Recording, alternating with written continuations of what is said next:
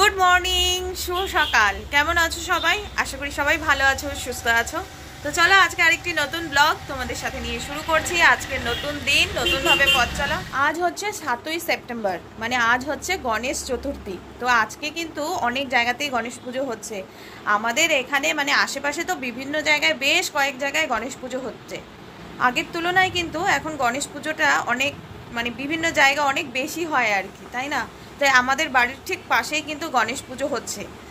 তো আমার ঘরেও ছোট্ট গণেশ রয়েছে, তো আমিও একটু গণেশ পুজো করব। আমি ডেলি পুজো করি, আজকে যেহেতু গণেশ চতুর্থী আজকে তো একটু পুজো করব, তবে সেই রকম কিছু না, আমি আমার মতন করে গণেশ পুজো করব। আর এই যে আমার মেয়েকে একটু বললাম যে তুই আমাকে একটু কিছু এনে দে, মানে ফল মিষ্টি, ও পাশেই দোকান রয়েছে ওখান থেকে আনবে।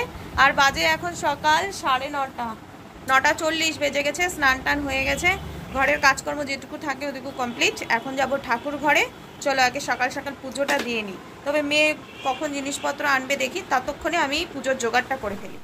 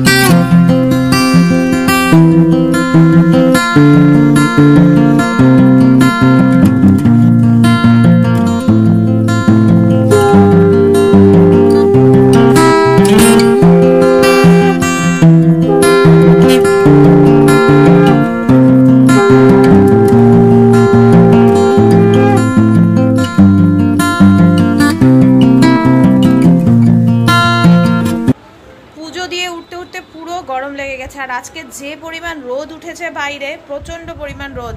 আর আমাদের এখানে যেহেতু গণেশ পুজো হচ্ছে, সকাল থেকে মাইকে গান হচ্ছে, তাই আজকে আমি কতটা কথা বলতে পারবো জানি না। আবার এই সাউন্ডগুলো গেলে পরে কপিরাইট পড়ে যেতে পারে। তো এখন আমি যাব ভোগের প্রসাদ রান্না করতে। মানে আমাদের এখানে যে গণেশ পুজো হচ্ছে, সেই গণেশ পুজোর ভোগের আয়োজন হচ্ছে ঠিক আমাদের পাশের বাড়িতেই। পুজোও হচ্ছে আমাদের ঠিক পাশেই। তো সেই ভোগের আয়োজনের জন্য আমরা সবাই মিলে একসাথে আয়োজন করব বলে ঠিক করেছি। কালকে রাত্রেই হঠাৎ করে ঠিক হয়েছে। তো এতক্ষণ তো আমি পুজো দিলাম, অনেকক্ষণ ধরেই আমাকে ডাকছে। তো চলো যাই ওখানে, দেখি কি কি আয়োজন হলো। আর অনেকেই চলে এসছে, আয়োজন অনেকক্ষণ আগে থেকেই শুরু হয়ে গেছে ভোগের রান্না। তো ভোগ হলে আবার পুজো হবে। তো চলো আমি এখন যাই, গিয়ে দেখি কি মানে কি হচ্ছে না হচ্ছে আর কতটুকু কি করা যায়। হ্যাঁ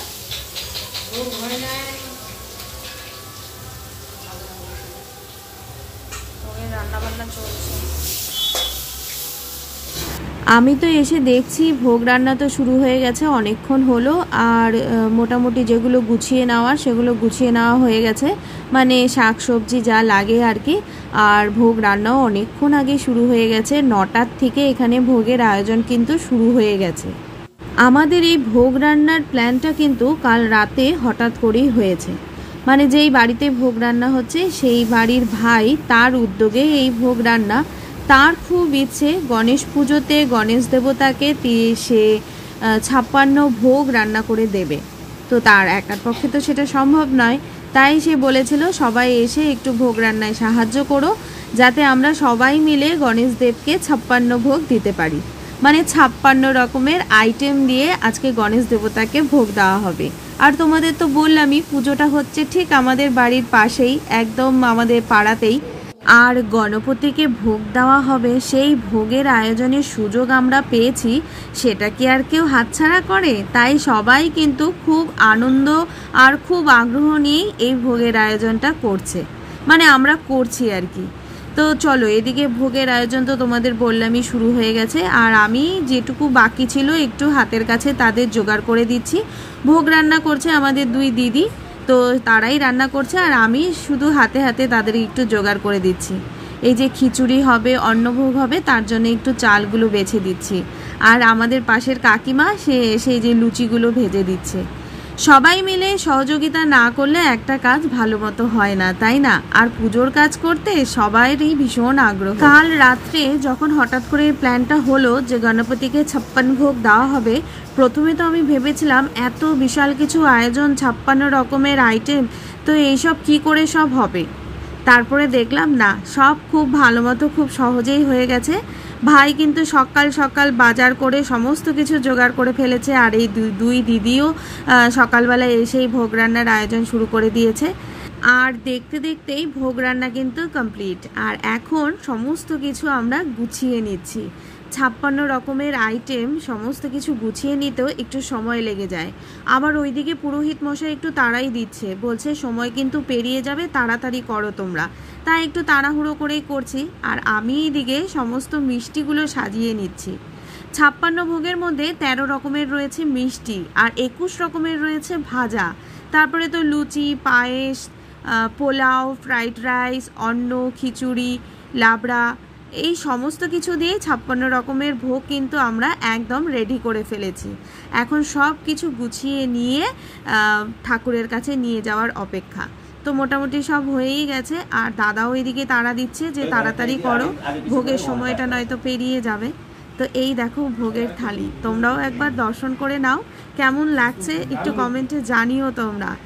গণপতির জন্য এইরকম 56 ভোগ সকলের সঙ্গে নিজেও আয়োজন করতে পেরে ভীষণই ভালো লাগছে। তো চলো, ভোগ নিয়ে চললাম এবার পুজো মণ্ডপের দিকে। সময়ের মধ্যে ভোগটা হয়ে গেলে বেশ ভালো হয়, তাই না?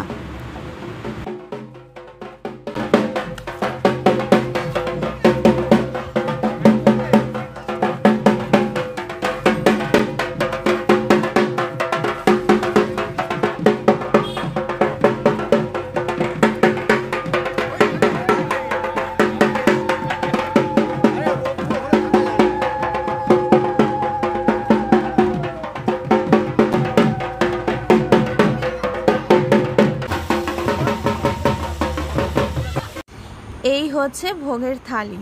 গণপতির কাছে ভোগ নিবেদন হলো। ভোগ নিবেদনের পর আমরা সবাই মিলে আবার গণপতির চরণে পুষ্পাঞ্জলি দিলাম। আর এই হচ্ছে আমাদের গণপতি। কেমন লাগছে জানিও তোমরা। আজকের পুজোটা দিয়ে কি যে ভালো লাগছে, আর পুজোটাও খুব সুন্দর মতো হলো। এই রকম গণেশ পুজোতে গণেশ ঠাকুরের জন্য যে নিজের হাতে ভোগের আয়োজন করতে পারবো, এটা কিন্তু কখনোই ভাবিনি। হঠাৎ করে এরকম প্ল্যান হওয়াতে এই সুযোগটা পেলাম।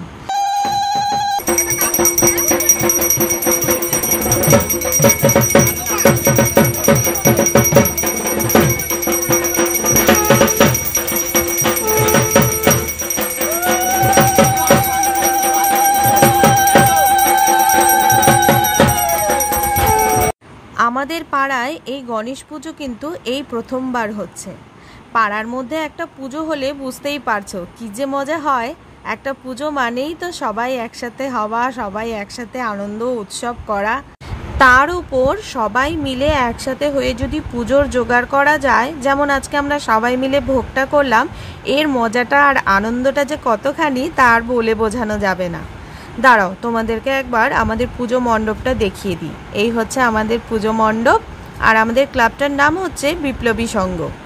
কেমন লাগলো পুজো প্যান্ডেলটা কমেন্টে কিন্তু অবশ্যই জানিও।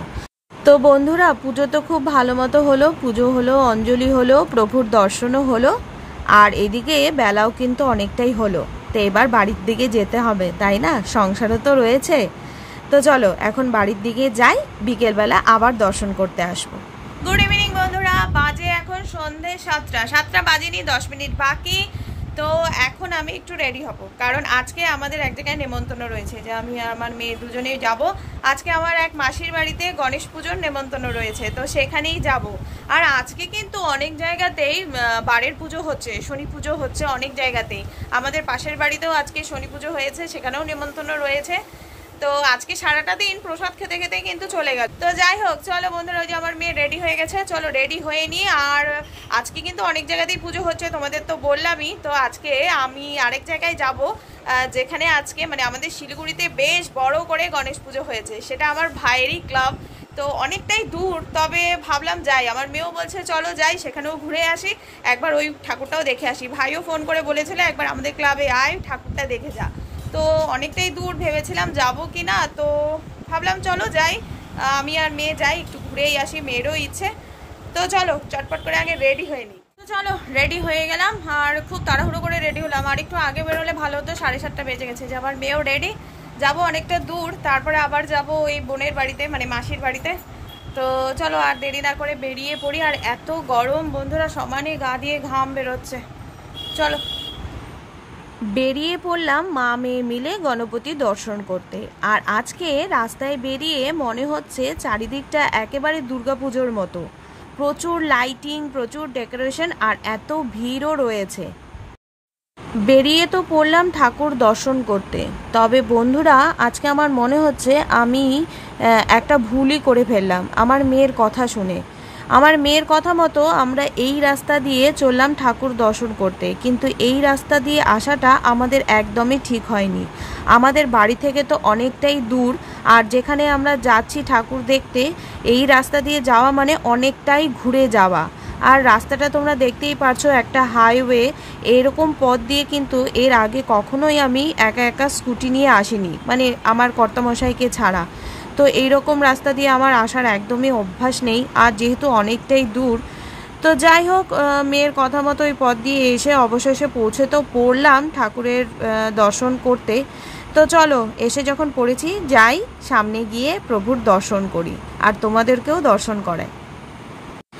আর আজকে আমরা যে গণপতির দর্শন করতে এসেছি, সামনে যে ঠাকুর তোমরা দেখতে পারছো, এই ঠাকুরের একটি বিশেষ আকর্ষণ হচ্ছে আমাদের উত্তরবঙ্গে এই প্রথমবার এত বড় গণপতির মূর্তি তৈরি করা হয়েছে।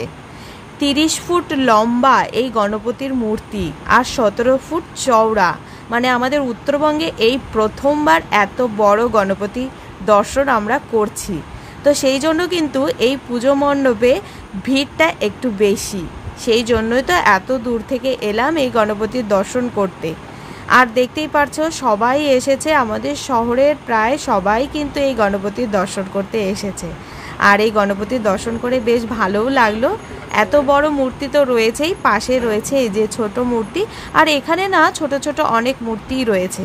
আর আমরা যেই সময়টা এসেছি এই সময় কিন্তু ঠাকুরের আরতি হচ্ছে। গাইস অনেক কষ্ট করে এখানে এসে পৌঁছালাম, পৌঁছানোর পর ঠাকুর দেখে বেশ ভালোই লাগলো, খুব সুন্দর। আর এত বড় ঠাকুর, অনেক মানে এই ফার্স্ট মনে হচ্ছে শিলিগুড়িতে এত বড় গণপতি দেখলাম আর কি। এখন আমার ভাই আসবে, ওর জন্য একটু ওয়েট করছি, তারপরে আবার যাব আবার ওই বোনের বাড়িতে, অনেকটাই দূর। আমার ভাইয়ের ফ্রেন্ড, আমাদের বোন হয়, সবার সঙ্গে একজন একজন করে দেখা হচ্ছে, সবাই এখন আসছে। এত দেরি কেন? ওখানে বসেছিলাম, ওই যে স্যান্টিটা আসলো। প্রোগ্রাম টোগ্রাম হবে না কিছু? কালকে হয়েছিল, কালকে আসলে গেল। কালকে আরেক জায়গায়, কালকে থেকে গ্র্যান্ড প্রোগ্রাম হচ্ছিল, গ্র্যান্ড। তারপরে আর বাকি আরো তো হওয়ার কথা শুনছি। তারপরে হবে বিসর্জন এখানেই হবে। ও এখানে তোমাদের কি ঘাটে ঘাটে যাবে না? এত বড় ঠাকুর নেই, ওই যে ছোট ঠাকুর, হ্যাঁ ওটা যাবে, এটা এখানে হবে। এটা তো এখানেই হবে, কিছু করার নেই। তখন আসবে, তখন ব্লগ ভালো হবে। তো ঠাকুর দর্শন করে এবার চললাম আবার আমার ওই বোনের বাড়িতে, যেখানে আমাদের নেমন্তন্ন রয়েছে। এবার আমি যেই পথ দিয়ে আসবো ভেবেছিলাম সেই পথ দিয়েই এখন বাড়ির দিকে রওনা দেব। মেয়ের দেখানো পথে আর আমি কখনোই যাব না। তো চলো এবার সামনের দিকে যাওয়া যাক। আর দেখতে পাচ্ছো চারিদিকটা কি সুন্দর লাইট দিয়ে সাজানো হচ্ছে, আর প্রচুর ভিড়। দেখো সবাই বেরিয়ে পড়েছে ঠাকুর দর্শন করতে, মনে হচ্ছে সত্যি আমাদের শহরে দুর্গাপুজো শুরু হয়ে গেছে। আর বলতে বলতে চলে এলাম আমার এই বোনের বাড়িতে, আর এই হচ্ছে আমার বোনের বাড়ির গণেশ ঠাকুর। গণেশ ঠাকুরটা কিন্তু খুব সুন্দর হয়েছে, তাই না? আর এখানে কিন্তু গণেশ পুজোতে সব গোপালও চলে এসছে গণেশ পুজোর নেমন্তন্ন খেতে। দেখো পরপর কত গোপাল সাজিয়ে রেখেছে। ফুল একটু হাই বল, সবাই হাই বলতেছে। অনেক লোকজন আছে। দিদি একটু হাই বলো। আমি বলছি যে রিঙ্কিদি বলতেছিল না যে কবে তুই বলতেছিস রিঙ্কিদি বলছিল কবে থেকে চুমকি দিকে দেখি না আমার সাথে মাঠে দেখা হয়েছিল তার আগেই আমাকে বলেছে। সবার সাথে দেখা সাক্ষাৎ করে একটু কথাবার্তা বলে বসে পড়লাম প্রসাদ খেতে, কারণ রাত কিন্তু অনেকটাই হয়েছে, আবার বাড়ি যেতে হবে। আর এই বোনের বাড়ির প্রসাদটা ভীষণ ভালো হয়েছিল। প্রসাদে ছিল পোলাও, ছোলার ডাল, পনিরের তরকারি, চাটনি, পাঁপড়, মিষ্টি এসব ছিল। আর সত্যি কথা বলতে আজকে কিন্তু আমার বেশ ভালোই খিদে পেয়ে গিয়েছিল। সারাদিন প্রায় উপোসই ছিলাম, ওই একটু একটু প্রসাদ খেয়েছি ঠিকই। তো চলো প্রসাদ খেয়ে এবার বাড়ির দিকে রওনা দেব।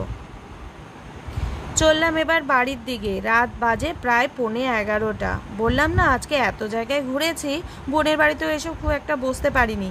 আর আজকে কিন্তু অনেক জায়গাতে শনি পুজো হচ্ছে। এখানে কিন্তু শনি পুজোতে দেখো বড় করে হচ্ছে, আর এখানে বাউল গানও হচ্ছে। তো চলো এসব দেখতে দেখতে বাড়ির দিকে যাই। আর ব্লগটা আজকে এখানেই শেষ করছি। কেমন লাগলো ব্লগটা কমেন্টে অবশ্যই জানিও। ভালো লাগলে লাইক কমেন্ট শেয়ার করতে প্লিজ ভুলো না। পাশে থেকো। আজকের মতো এতটুকুই। দেখা হবে আরেকটি নতুন ব্লগ নিয়ে খুব শিগগিরই। সবাই ভালো থেকো, সুস্থ থেকো, সাবধানে থেকো। Tata, bye bye and good night.